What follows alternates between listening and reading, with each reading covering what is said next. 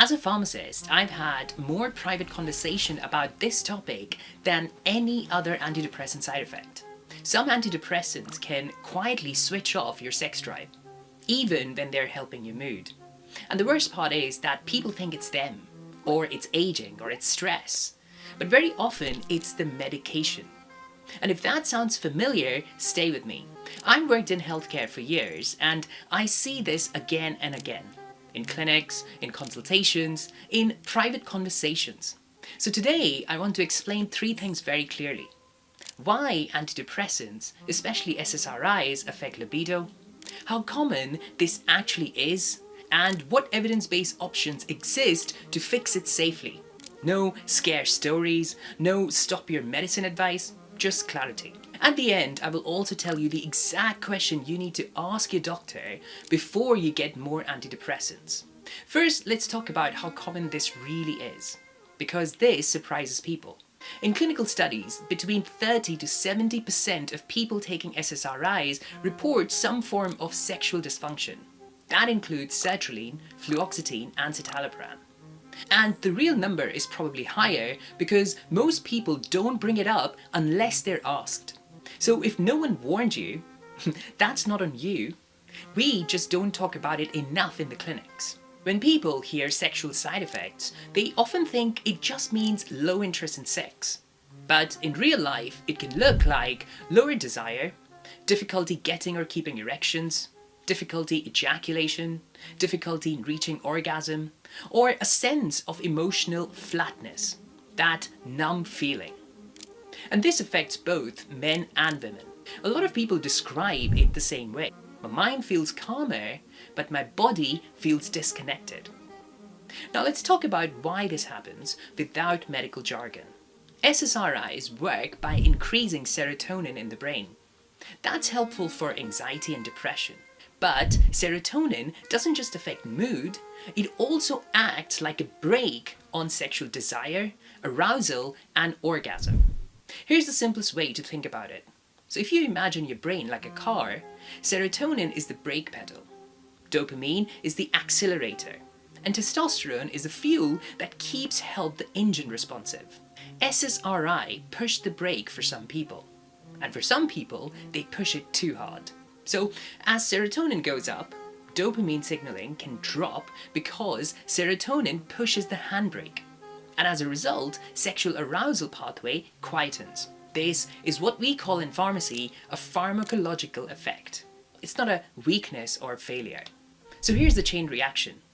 SSRIs change the brain chemistry, that lowers the sexual response, and then people respond in predictable ways.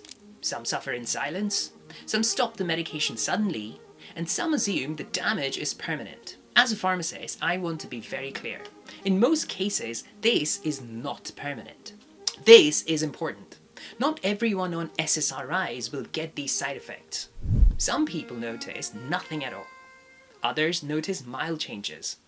And some notice major changes. That variation is exactly why these conversations matter.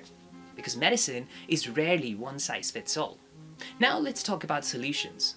Because yes, there are options. And no, this doesn't mean stopping treatment on your own. Option 1 is time and review. For some people, sexual side effects improve after the first few months.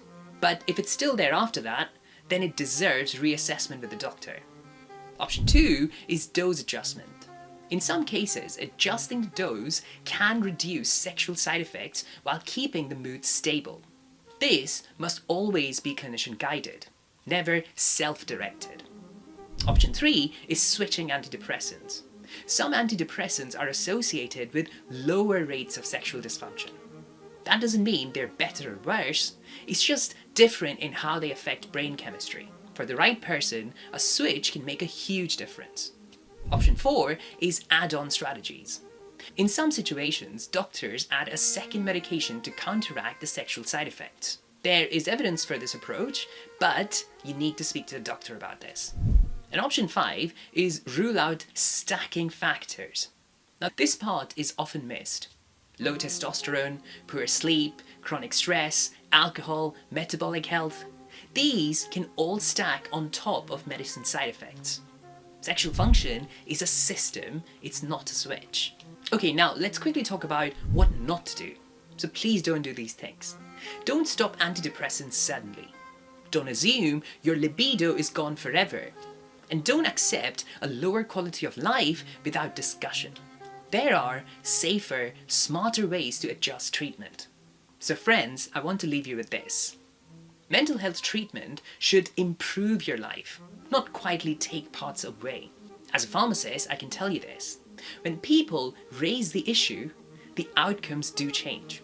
If this resonated with you, take this conversation to your doctor and ask this exact same question.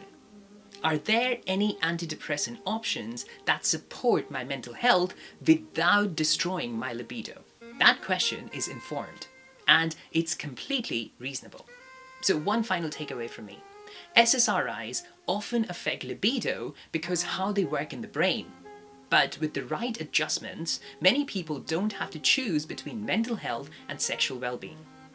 Share this with someone who needs to hear this, or drop your questions in the comments below. This was your dose of health. I'm a pharmacist. Follow for more.